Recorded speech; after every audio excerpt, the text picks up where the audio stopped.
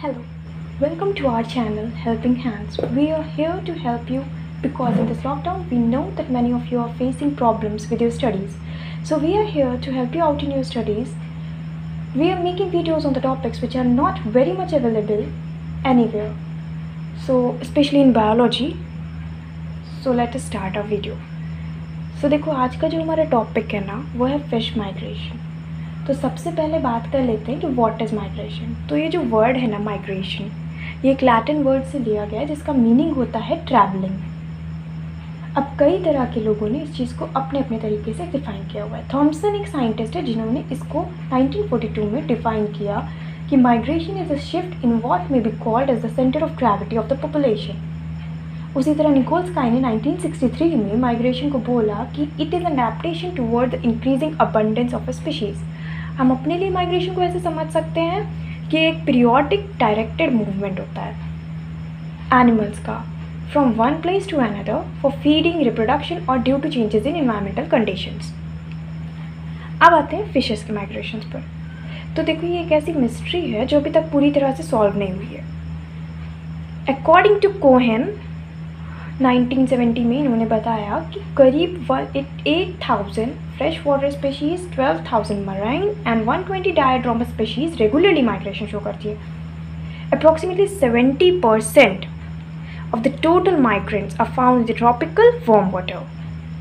जब बड़ी तादाद में यानी कि लार्ज नंबर्स में फिशेस एक साथ मूव करती हैं तो उसको शोरिंग कहते हैं। और वहीं जब फिशेस एक साथ कोऑर्डिनेशन मेंटेन करके एक कोई शेप एक्वायर कर लेती हैं और फिर मूव करती हैं तो उसको स्कूलिंग बोलते हैं। होमिंग एक complex instinctively physiologically dictated behaviour है माइग्रेटरी फिशेस का, जो कि उन्हें अपनी जगह यानी कि स्टार्टिंग पॉइंट तक वापस लेकर आता है।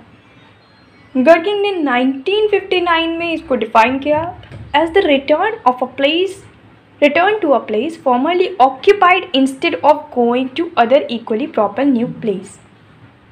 अब आते हैं टाइप ऑफ माइग्रेटरी फिशेस पे। तो मेयर्स ने 1949 में 3 तरह की फिशेस बताई थी। पहली थी डायड्रोमस, दूसरी थी पोटामोड्रोमस, तीसरी थी ओशिनोड्रोमस।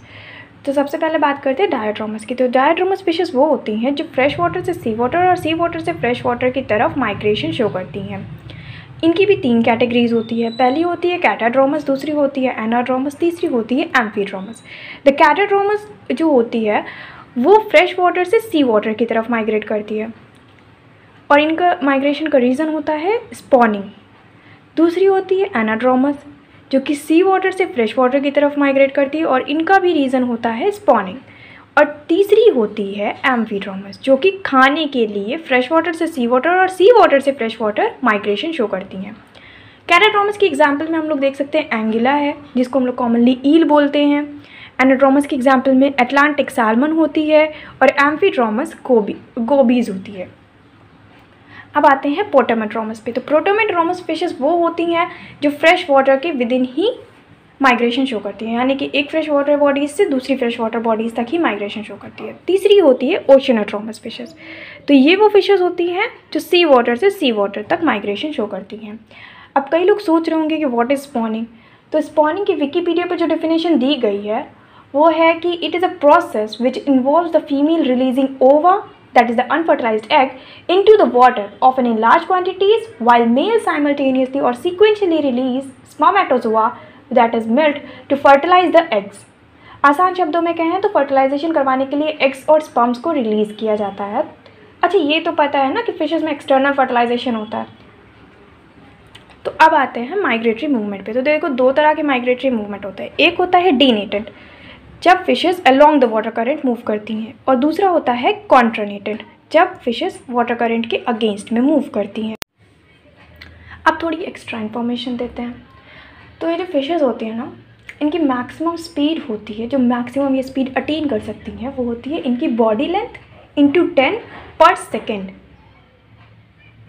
पर ये स्पीड बहुत ज़्यादा होती है और इसको ये बहुत ज़्यादा देर तक मेंटेन नहीं कर पाती हैं। तो जो मैक्सिमम स्पीड होती है जिसको वो काफ़ी देर तक रिटेन करी रहती हैं उसको बोलते हैं मैक्सिमम सस्टेनेबल स्पीड और वो होती है बॉडी लेंथ इंटू 3 पर सेकेंड।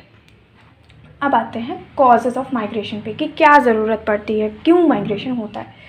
तो एक साइंटिस्ट थे हीप 1961 में, इन्होंने बताया कि माइग्रेशन करने के फिशेस के पास 3 रीज़न होते हैं। पहला होता है गैमेटिक माइग्रेशन फॉर स्पॉनिंग और ब्रीडिंग, दूसरा होता है elemental migration for feeding migration, और तीसरा होता है climatic migration for environmental changes. बाद में मेयर्स ने एक और रीज़न डाला कि ऑस्मो रेगुलेटरी और प्रोटेक्टिव माइग्रेशन भी होता है, जो कि वाटर और मिनरल बैलेंस को मेंटेन करने के लिए किया जाता है। Let's end this video here. Hope you liked it. To tell us which topic you want us to make videos on. Thank you.